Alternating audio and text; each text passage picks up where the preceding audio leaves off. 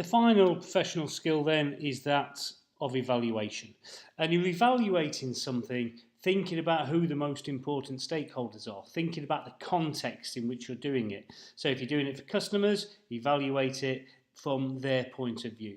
All right. Now, the way you're going to go about do that, you're going to you'll be given some outcomes. You need to, or some options. You're going to assess using your professional judgment the implications of these options, and the implications of them will probably mean that you're going to have to make forecasts, reason forecasts of what you think might happen if this goes ahead, and then you're going to appraise everything in a balanced way. That's what evaluation is all about.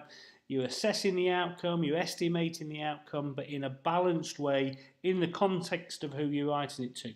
So make sure you're looking at facts, make sure whose opinions they are, look at them all objectively, balance the costs and the benefits, balance the risks with the opportunities before making any recommending any solutions or decisions.